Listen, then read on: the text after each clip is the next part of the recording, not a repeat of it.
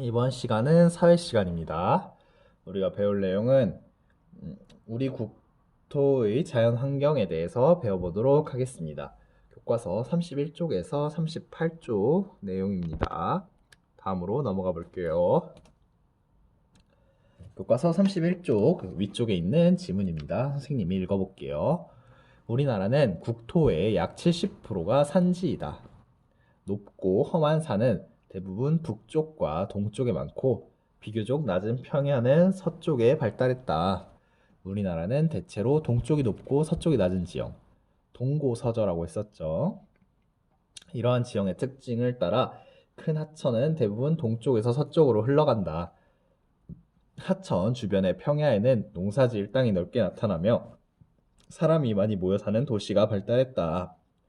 산지, 하천, 평야 등의 지형은 사람들의 생활과 관련이 깊다. 사람들은 지형을 이용해 살아가거나 더 나은 생활을 하려고 지형을 개발하기도 한다. 산지의 이용, 이거는 31쪽 아래에 있는 사진입니다. 사람들이 여가 생활을 즐길 수 있도록 높은 산지에 스키장과 휴양시설을 만든다. 선생님이 바로 직전 시간은 아니고 사회 시간 얘기하면서 강원도에 스키장도 있고 해수욕장도 있고 그래서 여러분 여행 가봐라 이런 식으로 얘기를 한 적이 있었을 거예요. 그것과 관련된 스키장, 산지를 스키장으로 활용한다는 사진입니다. 즉 이렇게 관광 자원으로 활용한다 이런 의미가 있죠. 산에 골프장 같은 것도 만들기가 좋아요. 스키장, 골프장 이런 약간 놀이시설, 관광자원 이런 관광자원이고요. 이제 산지는 또 지하 자원이 있어요. 석탄이나 광물. 지금은 좀 아니긴 한데 여러분 부모님께 여쭤보면은 좀 한 1970년대, 60년대쯤에 강원도에 석탄 같은 거 많이 캤다 이런 얘기 들을 수 있을 거예요. 사실 선생님도 그 세대가 아니라서 듣기만 했지 직접 본 적은 없어요. 다음 산림자원, 나무, 약초, 열매. 산이면 당연히 나무가 많겠죠. 그래서 이제 나무, 그다음에 약초. 약초라 하면은 도라지 같은 거부터 시작해서 버섯 같은 것들, 약간 한의 약재료 그런 것들 뭐 채취할 수 있죠 산에서. 다음 열매. 나무랑 이런 것들이 있으면 당연히 열매도 있겠죠. 다음 하천의 이용. 하천 중하류 주변 평야에서는 논농사를 많이 짓는다. 하천은 이제 물을 끌어 쓰는 것을 많이 활용할 수 있겠죠. 1. 상류의 댐, 전기 만듦. 여러분 수력 발전 들어봤죠? 그게 이제 물이 떨어져 내리는 힘 같은 운동 에너지 등을 이용하는 건데 과학과 관련돼 있으니까 그냥 간단히 그냥 그런 물이 흘러내리는 힘을 통해서 전기 만들 수 있다. 이렇게만 알고 넘어갈게요. 다음 중류 하류 주변. 물을 끌어다 쓴다고 선생님이 말했죠. 그래서 농사를 지을 수 있는 거예요. 여러분 꽃이나 식물 한번 갖고 와본 경험이 있을 것 같은데요. 당연히 물이 있어야 뭔가 자랄 수가 있죠. 그래서 농사 역시 물을 많이 필요로 하기 때문에 물을 끌어다 쓰는 걸로 활용합니다. 마지막 관광자원. 계곡 같은 거로 활용할 수도 있죠. 강이나 이런 거 여름 피서 느낌으로. 네. 다음 평지 이용. 평지는 옛날부터 많은 사람들이 모여들어 큰 도시들이 발달했다.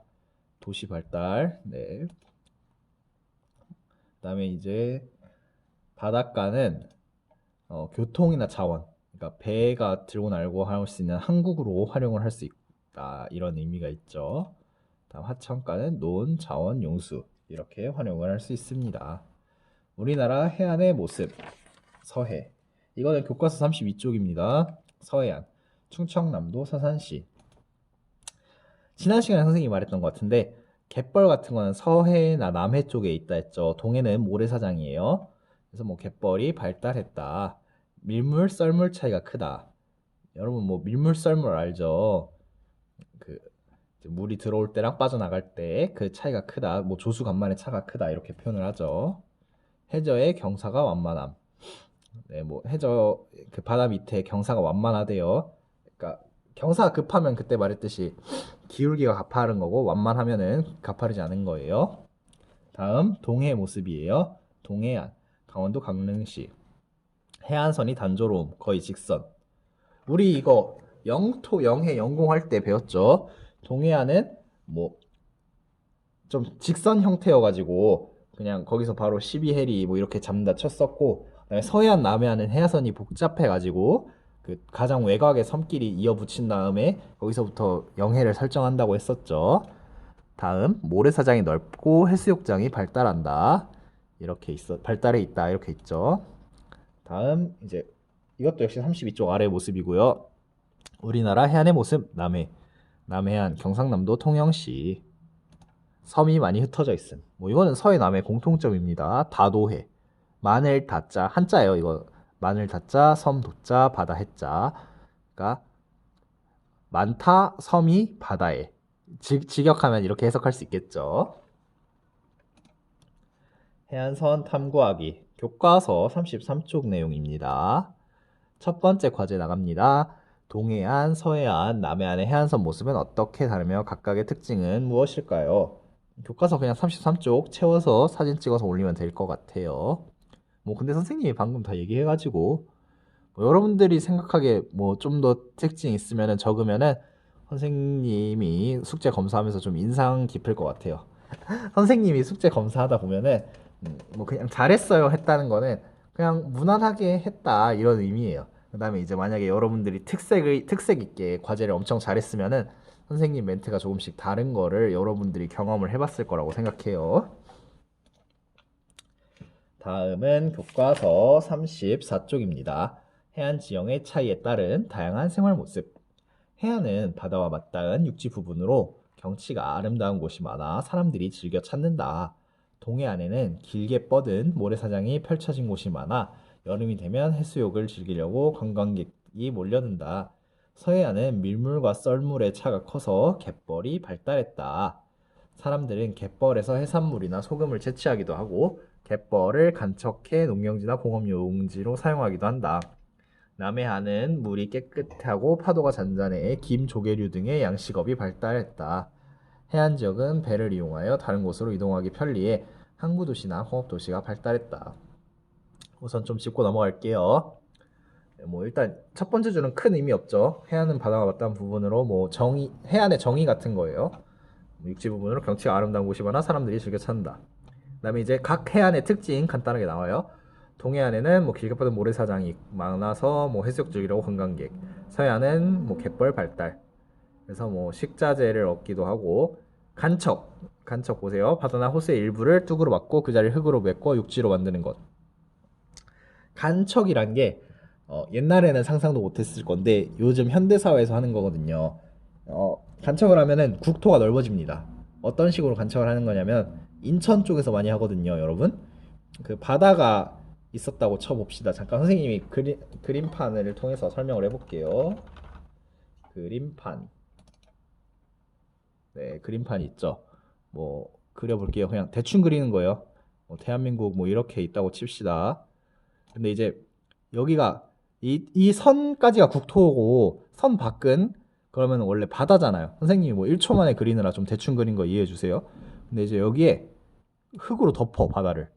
그리고 흙으로 계속 덮으면은 땅이 생기는 거야. 이게 간척이에요. 그러니까 물론 한 번에 막 이렇게는 못 하겠지. 하지만 이렇게 조금씩 간척 사업을 하면은 땅이 넓어집니다. 물론 이게 자연 생태계를 파괴하는 거라서 부작용이 있어요. 여러 부작용이 있는데 그거를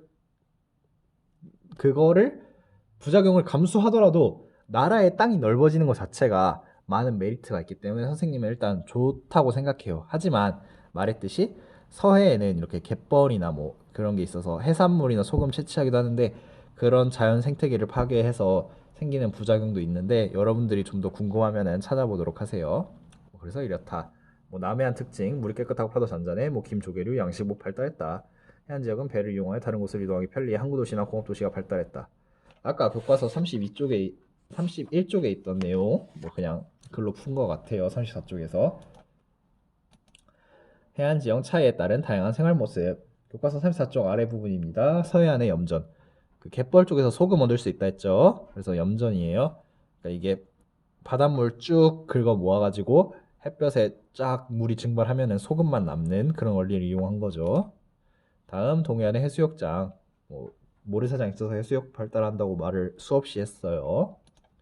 다음 남해안의 양식장. 여러분 그 생선 같은 거 있잖아요. 자연산이 있고 양식하는 게 있는데 뭐 양식하는 것도 뭐랄까 자연산만 먹으면은 우리가 제철에만 먹을 수 있잖아요. 예를 들어서 뭐 물고기 뭐 A라는 물고기가 3월에서 5월만 잡힌다고 칩시다. 그럼 이제 6월에서 2월까지 다음 해 2월까지 못 먹잖아요. 근데 이제 만약에 양식을 하게 되면은 그 생선을 사시사철 먹을 수 있기 때문에 그런 장점이 있어요. 여기서 두 번째 과제. 동해안, 서해안, 남해안에 사는 사람들의 생활 모습은 서로 어떤 차이가 있을까요? 왜 그런 차이가 생길까요? 교과서 34쪽에 있는 것을 참고해서 여러분들이 공책에 작성해서 제출해주면 될 것 같아요. 다음으로 넘어가 보겠습니다. 디지털 영상지도 활용하기. 교과서 35쪽이에요. 디지털 영상지도 이용하는 방법을 알아봅시다. 선생님이 여기 PPT에 해놨는데 여러분들이 잠깐 멈춰놓은 다음에 활용해 보면 좋을 것 같아요. 다음 이제 교과서 35쪽 아랫부분 디지털 영상지도 활용하기. 이거 과제예요. 여러분이 활용해서 이거 표 채워서 사진 찍어 제출합니다. 우리나라의 기후. 수혁이는 일기예보를 보다가 날씨와 기후가 어떻게 다른지 궁금해졌다. 날씨는 짧은 시간의 대기 상태를 말하고 기후는 오랜 기간 한 지역에 나타나는 평균적인 대기 상태를 말한다. 기후를 설명할 때 기온은 어떠한지, 비나누는 얼마나 오는지, 또 어떤 바람이 부는지를 알려줘야 한다. 이거 교과서 36쪽이고요. 이거 여러분 과학에서 배웠지 않나요? 다시 한번 볼게요. 날씨와 기후가 어떻게 다른지. 날씨, 짧은 기간의 대기 상태. 기후, 오랜 기간 한 지역에 나타나는 평균적인 대기 상태.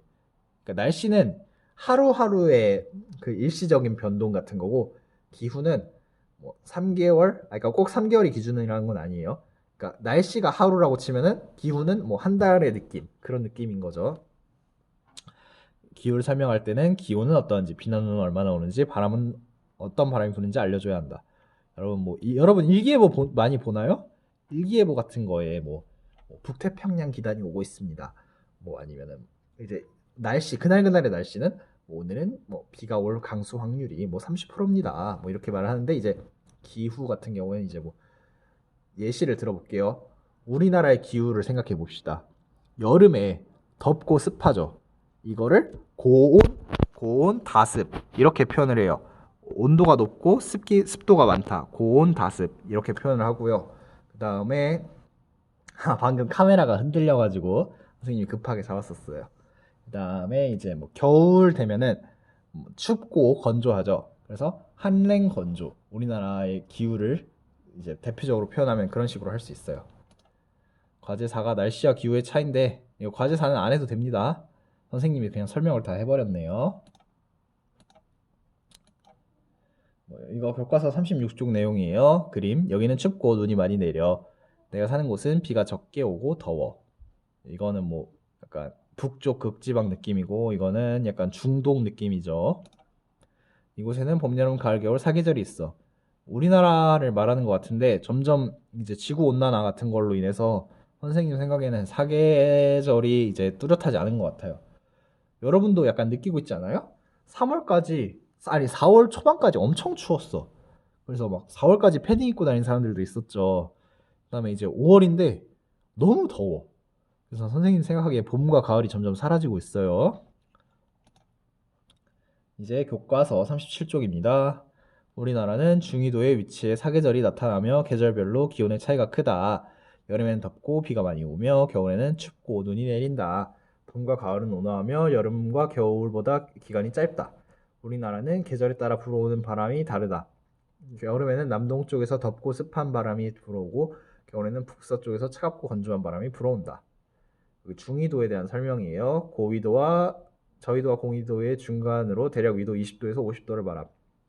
우리 이거 했었죠? 넘어가 볼게요. 위도랑 경도 같은 거 했었죠. 여러분 기억할 거라고 생각합니다. 5번째 과제. 우리나라 기후의 특징. 선생님이 아까 뭐 고온다습 한랭 건조 얘기했는데 그거 말고도 더 찾아서 여러분들이 써보도록 합니다. 우리나라 기후의 특징. 6번째 과제. 우리나라 계절별 기후 특징. 뭐 과제 5번 하다 보면은 6번은 자연스럽게 찾다 보면 알게 될 것 같아요. 그다음에 47쪽 아랫부분입니다. 겨울에 불어오는 바람. 러시아나 중국 이쪽. 그러니까 근데 보통 러시아예요. 러시아에서 바람이 불어오고 한랭 건조. 우리 과제 7번째 우리나라 계절에 따라 달라지는 바람의 방향. 뭐 이건 교과서 참고하면 여러분 알 수 있을 거예요. 네, 이렇게 있어요. 다음 교과서 38쪽입니다. 계절에 따른 사람들의 생활 모습. 계절에 따라 옷차림, 먹는 음식, 사용하는 물건, 여가 활동 등 사람들의 생활 모습이 다르다. 봄. 봄에 보통 꽃놀이 많이 가는데 코로나 때문에 못 갔어요, 올해. 여름. 더우니까 피서를 가죠. 계곡이나 바닷가 놀러 많이 갑니다. 근데 요즘 트렌드는 요즘 사람들은 호캉스 같은 거 많이 가죠. 그 호텔 같은 데서 그냥 에어컨 빵빵하게 틀어놓고 약간 하루를 사치스럽게 보내는 그런 느낌. 가을은 뭐 낙엽을 보여주고 싶었던 그림인 것 같아요. 겨울은 뭐 눈썰매나 스키, 스노우보드 뭐 이런 게 있죠. 과제, 계절에 따라 다른 생활 모습을 표로 정리하기. 이 양식 그대로 적어서 하면 될 것 같아요. 별로 어려운 거 아니죠? 네, 이렇게 수업 마치도록 하겠습니다. 여러분 고생했어요. 빠이빠이.